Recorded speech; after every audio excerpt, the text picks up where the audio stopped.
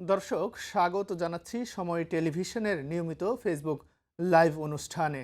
সঙ্গে আছি আমি শাহিন আলম।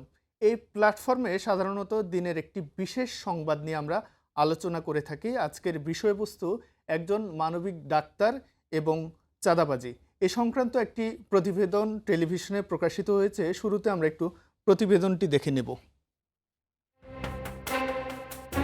শুক্রবার রাত ৮টা ৪০ মিনিট সিসিটিভি ফুটেজে দেখা যায় রাজধানীর শ্যামলীর একটি হাসপাতালে দলবল নিয়ে হাজির স্থানীয় এক নেতা। যুবদলের নাম ভাঙিয়ে চাঁদার দাবিতে হুমকি দিতে দেখা যায় তাকে।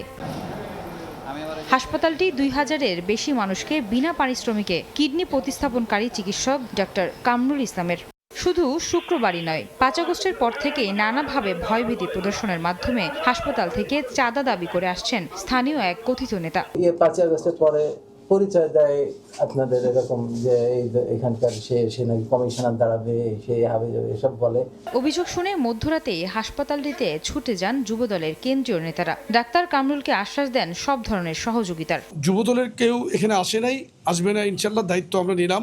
আইন প্রয়োগকারী সংস্থার ঊর্ধ্বতন কর্তৃপক্ষের সাথে কথা বলেছি, তারাও ইতিমধ্যে মাঠে নেমেছে। যুবদলের কথা বলতেছে, কিন্তু যুবদলে এই নামে কেউ কিন্তু আমাদের নাই। দ্যাট মিনস সংগঠনের নামটা তারা ব্যবহার করতেছে। এদিকে শনিবার বিকেলে এই ঘটনায় সংবাদ সম্মেলন করে হাসপাতাল কর্তৃপক্ষ। জানানো হয়, হাসপাতালের খাবারের টেন্ডার বাতিল করায় ক্ষুব্ধ হয়ে মব সৃষ্টি করে চড়াও হন যুবদল নেতা পরিচয় দেয়া মঈনুদ্দিন। তো এটা তো আমি ব্যবসা প্রতিষ্ঠান, আমি তো এটা থেকে টাকা রিটার্ন পাই না। আমি বাজারে গিয়ে দেখি যে এত দামের বেশি ভ্যারিয়েশন, তখন আমি বললাম যে না, কেউ কিনতে পারবে না, আমি নিজে যাই বাজারে কিনবো। এটাতে সে রাগ। এখন কে ইনফরমেশন স্যারকে দিল, স্যার এটা কেন বন্ধ করলো, তাকে জিম্মি করো, তাকে আটকাও, তাকে এই করো, ভয় ভীতি দেখানো। চাঁদাবাজির অপচেষ্টা ও মব তৈরির ঘটনায় দ্রুত ব্যবস্থা নেয় প্রধানমন্ত্রী ও প্রশাসনের প্রতি কৃতজ্ঞতা প্রকাশ করেন হাসপাতাল কর্তৃপক্ষ। কথা বলতে পারি। আয়েশা সিদ্দিক সামিয়া, সময় সংবাদ, ঢাকা। সবাই প্রতিবেদনটি আমরা দেখলাম। চাঁদাবাজির এই বিষয়টি এখন দেশের সবচেয়ে আলোচিত বিষয় এবং চাঁদাবাজির ঘটনায় বর্তমান যারা ক্ষমতাসীন দল রয়েছেন তাদের দলীয় বিভিন্ন নাম পরিচয় ব্যবহার করে বিভিন্ন জায়গায় এই চাঁদাবাজির খবর আমরা পাচ্ছি। তবে এর বিরুদ্ধে দলের পক্ষ থেকেও সাংগঠনিক ব্যবস্থা নেওয়ারও চিত্র আমরা দেখতে পাচ্ছি। তবে আজকে আমরা যে বিষয়টি নিয়ে কথা বলবো, বিস্তারিত আলোচনা করব, সেটি হচ্ছে ডাক্তার কামরুলকে নিয়ে। কারণ তিনি একজন মানবিক ডাক্তার হিসেবে এই দেশে বেশ সুনাম অর্জন করেছেন এবং সুনামের সঙ্গে তিনি চিকিৎসা সেবা দিয়ে যাচ্ছিলেন। আসলে কিডনি সংক্রান্ত এবং কিডনি ড্যামেজ হয়ে যাওয়া সংক্রান্ত কিডনি প্রতিস্থাপনের জন্য আসলে অনেক ব্যয়বহুল একটি রোগ বা ব্যয়বহুল এই চিকিৎসার জন্য যিনি সুনাম অর্জন করেছেন তিনি ডাক্তার কামরুল। তিনি দীর্ঘদিন থেকে অন্তত ২০০০-এর বেশি কিডনি তিনি বিনামূল্যে প্রতিস্থাপন করেছেন এবং আমরা এই সংক্রান্ত কিছু তথ্য আছে, আমরা এই তথ্যগুলো যদি একটু দেখে নেই। একজন মানবিক ডাক্তার যিনি কিডনি এবং ইউরোলজি বিভাগে বিশেষজ্ঞ একজন ডাক্তার, যিনি মূলত পড়াশোনা করেছেন ঢাকা মেডিকেল কলেজ হাসপাতালে এবং তিনি উচ্চতর ডিগ্রি নিয়েছিলেন ইউকে থেকে। সেখানে তিনি পড়াশোনা শেষ করে ডিগ্রি নিয়ে পুনরায় তিনি দেশে আসেন এবং দেশের মানুষের চিকিৎসায় তিনি মনোযোগী হন এবং শুরু থেকেই তিনি খেয়াল রাখছিলেন এই দেশের যারা দরিদ্র মানুষ আছে, হতদরিদ্র মানুষ আছে, যারা টাকার অভাবে আসলে চিকিৎসা পূর্ণাঙ্গভাবে করতে পারেন না এবং কিডনি প্রতিস্থাপন যেহেতু অনেক বেশি ব্যয়বহুল, শুরু থেকেই তিনি আসলে বিনা পারিশ্রমিকে এই কাজটি তিনি করে যাচ্ছিলেন এবং তিনি ২০০০-এর বেশি কিডনি তিনি প্রতিস্থাপন করেছেন। আমরা যদি তার সাফল্যের গল্পটি একটু বলি, তিনি এবং তার দল যতগুলো কিডনি এই দেশে প্রতিস্থাপন করেছেন তার মধ্যে আমরা একটি জরিপে দেখেছি যে তিনি ৯৬% তিনি সাফল্য লাভ করেছেন এবং তিনি সহ তার পুরো দল ব্যাপকভাবে এই কাজের জন্য প্রশংসিত হয়েছিলেন এবং তার এই কাজের এই স্বীকৃতি স্বরূপ কিন্তু তিনি ২০২২ সালে স্বাধীনতা পদক লাভ করেছেন। এই পদক কিন্তু তার এই কাজের স্বীকৃতির জন্য তাকে দেয়া হয়েছিল এবং তিনি তার যে কাজ তিনি এখন পর্যন্ত সেটি চলমান রেখেছেন। এখনও যারা গরিব মানুষরা তার কাছে চিকিৎসার জন্য যান, তাদেরকে তিনি সেই সেবাটি তার সেই হাসপাতালে দিয়ে থাকেন। তবে সম্প্রতি তিনি একটি নাজুক পরিস্থিতির মধ্যে পড়েছেন। সে সংক্রান্ত আরও কিছু তথ্য আমাদের কাছে আছে, আমরা সেই তথ্যগুলো একটু দেখে নেব। তিনি যে সেবা দিয়ে যাচ্ছিলেন তার সেই তথ্য থেকে আমরা একটু দেখি যে 5 তারিখের পর থেকে তিনি মূলত তার কাছে একদল গোষ্ঠী তার কাছে যায়, তারা নিজেদেরকে যুবদলের নেতা পরিচয় দেন। বিশেষ করে যুবদলের মঈনউদ্দিন নামে একজন তার দলবল নিয়ে সেখানে যান, গিয়ে তার কাছে বড় অঙ্কের চাঁদা দাবি করেন এবং তাকে যেটি বলা হচ্ছিল যে ডাক্তার কামরুল তিনি তার হাসপাতালে আওয়ামী ঘরানার লোকজনদেরকে পৃষ্ঠপোষকতা দেন এবং তিনি আওয়ামী রাজনীতি করেন, এমন ট্যাগ দিয়ে তাকে নানাভাবে হয়রানি করা হচ্ছিল, তার কাছে মোটা অঙ্কের টাকা চাওয়া হচ্ছিল। তিনি বারবারই যেটি বলছিলেন তিনি এবং তার হাসপাতাল অনেকটাই আসলে মানুষের কল্যাণের জন্য কাজ করেন এবং এই ঘটনায় তিনি কিন্তু বিব্রত হয়ে পড়েন এবং অনেক দিন যাবৎ তিনি এই ঘটনার মধ্যে দিয়ে টানাপোড়েনের মধ্যে দিয়ে যাচ্ছিলেন এবং পরবর্তীতে এই খবরটি যখন গণমাধ্যমে প্রকাশিত হয় তারপর কিন্তু তার কাছে আমরা জানতে পাই যে যুবদলে যারা ঊর্ধ্বতন কর্তা ব্যক্তিরা রয়েছেন, দায়িত্বশীলরা রয়েছেন, তার কাছে গিয়ে দেখা করেন এবং দেখা করে তাকে আশ্বস্ত করেন যে যুবদলের পক্ষ থেকে তাকে আর কোনো ধরনের ডিস্টার্ব করা হবে না, এটি কিন্তু তারা আশ্বস্ত করেন।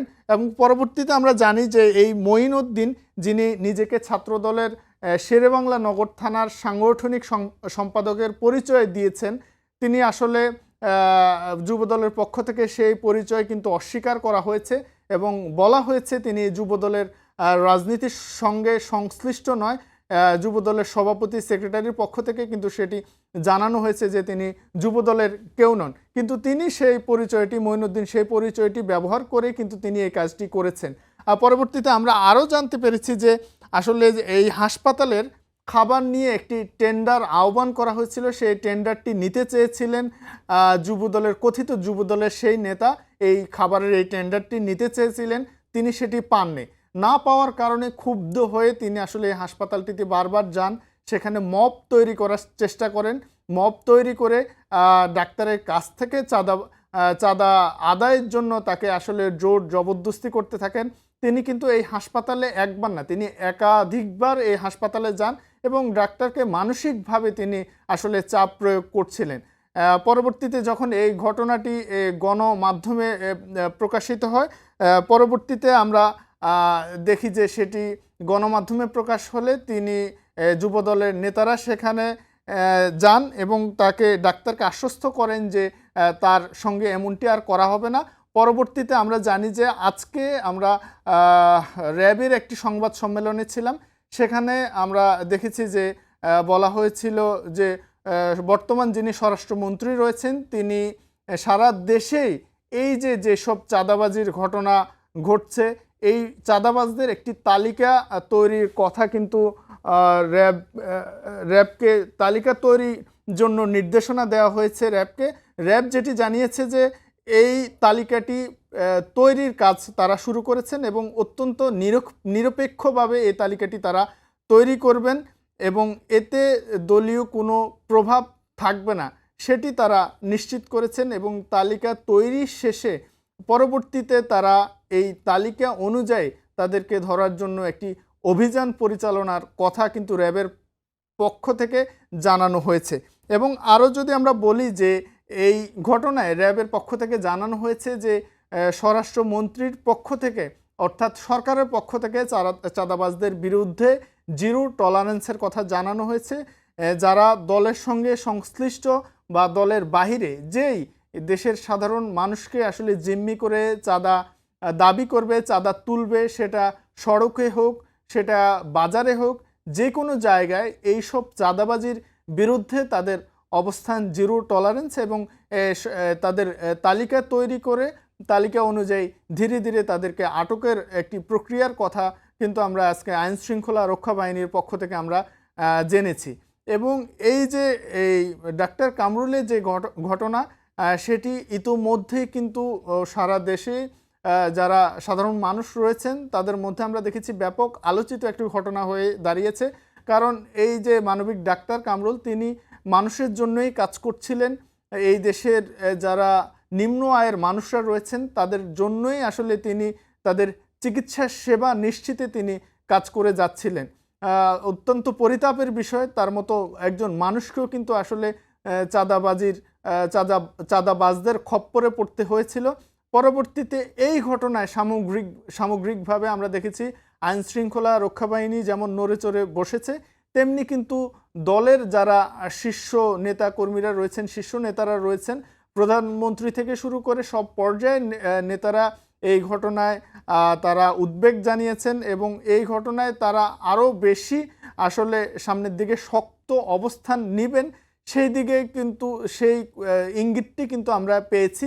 এবং অতীতেও আমরা দেখেছি যে এই রকম ব্যবস্থা নেওয়া হচ্ছিল, কিন্তু কোনোভাবেই এই দেশের এই চাঁদাবাজির এই ঘটনাগুলোকে কোনোভাবে কমিয়ে আনা যাচ্ছিল না। তবে আমরা আশা রাখি আগামীর যে বাংলাদেশ সেটি চাঁদাবাজ মুক্ত হবে এবং মানুষ তাদের দৈনন্দিন যে জীবনযাত্রা, দৈনন্দিন কাজকর্ম সেটি তারা স্বাভাবিকভাবে চালিয়ে যাবেন। দর্শক, তো এই ছিল আমাদের কাছে আজকের একজন মানবিক ডাক্তার এবং চাঁদাবাজির যে আদ্যপান্ত সেটি নিয়ে আজকের এই আলোচনায়। সামনের দিনে নিশ্চয়ই আমরা পরবর্তীতে অন্য কোনো বিষয়, অন্য কোনো টপিকে আমরা নিশ্চয়ই আপনাদের কাছে হাজির হব।